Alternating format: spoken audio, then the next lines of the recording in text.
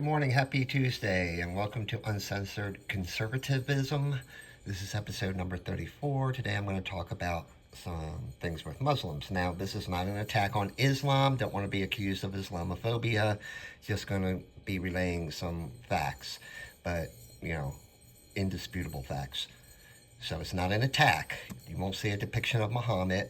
I've been told that that's blasphemous and it's really not cool to do.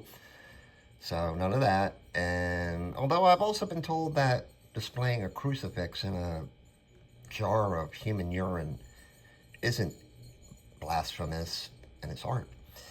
All right, well, anyway, on average, a white Westerner has an IQ of 100. A non-white Muslim has an IQ of 84. Now, obviously, there's some white Westerners who have an IQ below 100. There's some biracial Westerners who have an IQ of under 100.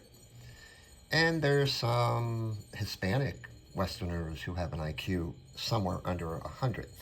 Now, in order to be, that if you have an IQ under 100 or about 84, they can get you a job at McDonald's. Now, here's the thing. In order to be called retarded, you have to have an IQ under 70 or below. And I know it's not politically correct to say retarded. And in fact, there are some white Westerners with an IQ below 70, but they get their own Olympic Games and they're pretty happy about it. Anyway, the medical community tells us that there's 5 things that maintain or enhance IQ. The first is intellectually stimulating activity.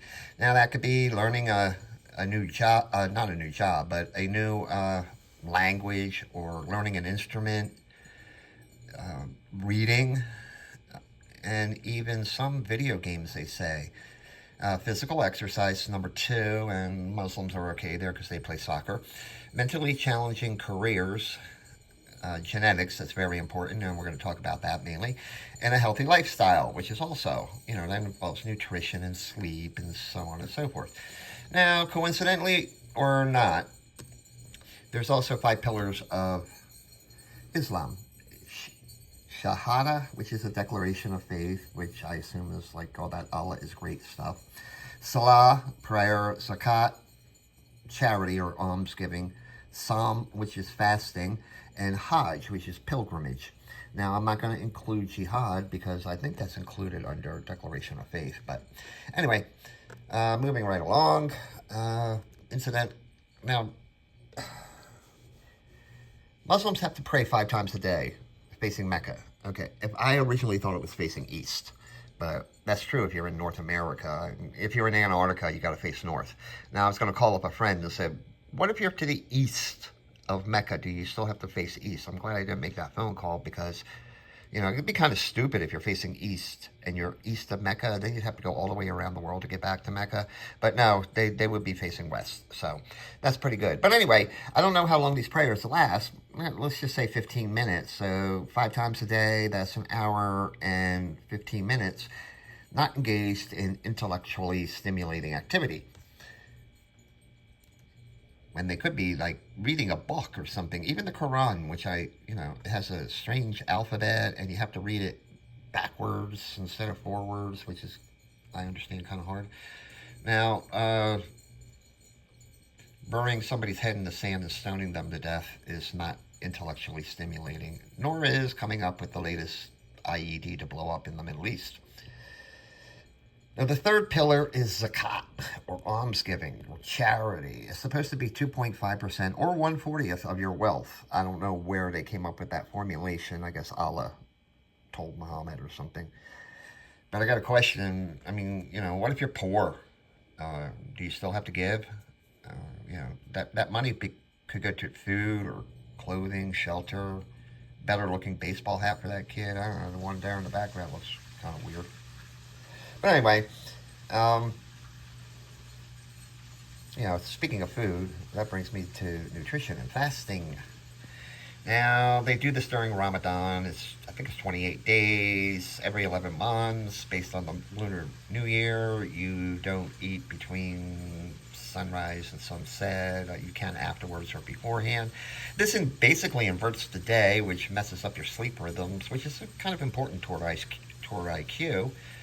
And then at the end of it, you get to gorge yourself for 3 days. I forget what it's called. El Fiter or something like that. I don't know. But that doesn't really make up for the 28 days beforehand, right? So here's the thing. If you're pregnant and you're fasting, and pregnant women are exempt, actually, but what if you don't know you're pregnant? Well, there's some studies to show what happens there. We find out that most of the kids born to Muslim women who fasted in that first month of pregnancy had low cognitive development and slow growth during adolescence. They also had a higher incidence of a lot of chronic diseases like diabetes type 2. That's the bad one. So your kid could come out looking like this. Now, that's Greta Thunberg, I know. Yeah. And it may explain that, something that I think her mother fasted during Ramadan.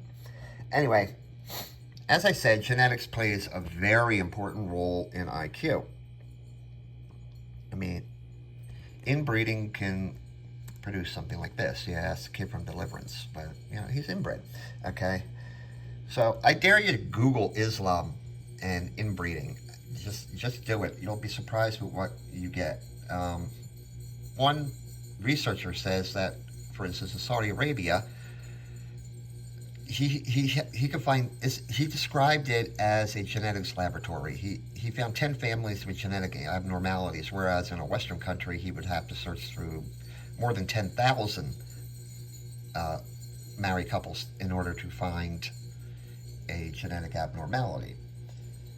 So it's kind of weird, and there's a reason for it. Because in Egypt, 40% of people marry a first cousin.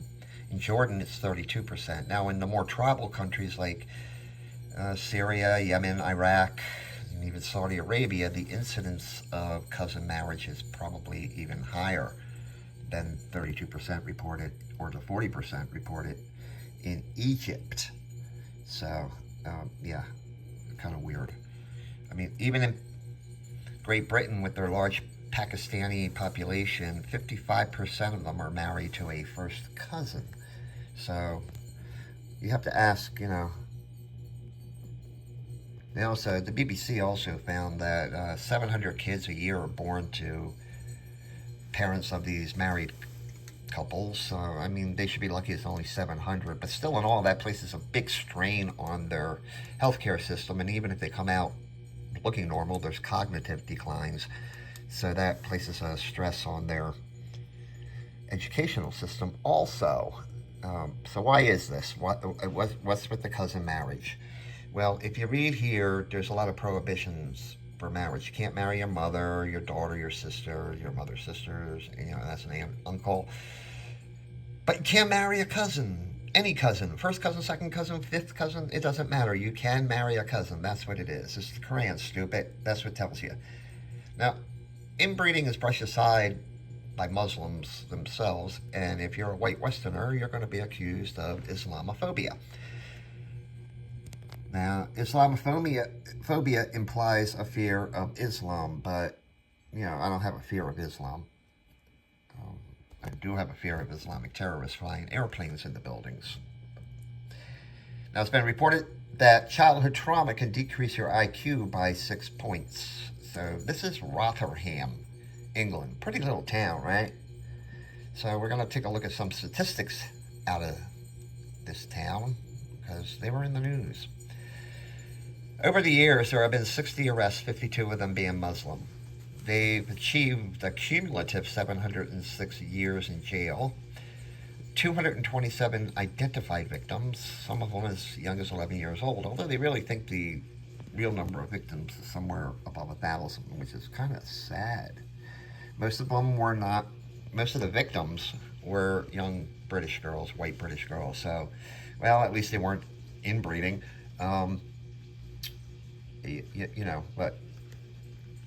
But the Quran kind of explains it. Your spouses are your fields, so approach your fields whichever way you like. There it is, Quran.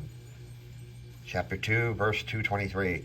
In other words, your spouse is whatever, property. And that which the right hand possesses. In other words, if it's not Muslim, feel free to do what you want with it, even if it's 11 years old and you want to deposit some sperm in it. Wow. Now, any Westerner who asserts that despite what it says in the Quran, despite what Muhammad said is the word of Allah, anybody who asserts that women and men are equal in Muslim countries, you need your head examined, okay? It's just not, you're nuts. It's just not true. They're substandard. And if you're an infidel, you're doubly substandard, and therefore anybody can do what a Muslim can do what they want to. But here's the thing. In Afghanistan, and this is kind of weird, they have this thing called Bazi, where grown men basically have adolescent or younger boy slaves who they sodomize. Now, it may have predated Islam. They're a pretty brutal country over there, but I don't understand what it is with Muslims and sodomy. I mean, Jesus Christ, jerk off instead. I don't know what the problem is. And of course, it might explain this group, Queers for Palestine, and perverts of the world unite under a rainbow flag. I don't know.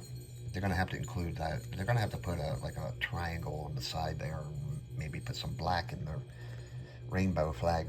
Anyway, it might explain why the suicide bombers want their virgins. And again, I don't understand what it is with virgins and young girls. I mean, it's what they denigrate women, and especially those who they see as non-believers. They're just viewed as nothing more than a place to deposit some sperm. Again, jerk off, guys. I mean, that is when they're not sodomizing young males. Now, sometimes they hang or stone or throw off a building a gay person who was probably caught in the act and gave up a dirty little perverted secret. But, the tribalism, to strengthen their society through inbreeding, it just creates people like this. Yes, that's Greta Thunberg again. She's Swedish. She's not Muslim. She identifies with them, but you get my drift. Anyway, as for intellectual endeavors, they may know how to read a compass, but chances are you're going to see a few more Muslim store security guards, or a few more, oh my God, that's inbred, a few more Walmart greeters named Fanny, and that's it for, the thing about Muslims. Now, tonight, the guy on the left there, J.D. Vance, is debating the guy on the right, Weird Tim Wolf's vice presidential debate. Make sure you watch it. I'll have some comments on it tomorrow, I think. And most importantly, though, you need to vote for this guy. He's not afraid of Donald Trump. He knows he's going to be saved by Donald Trump. The guy is saving this presidential candidate. This is the first presidential candidate in history who has made saving cats a central campaign theme. God bless him. Vote for Trump. That's it. Bye.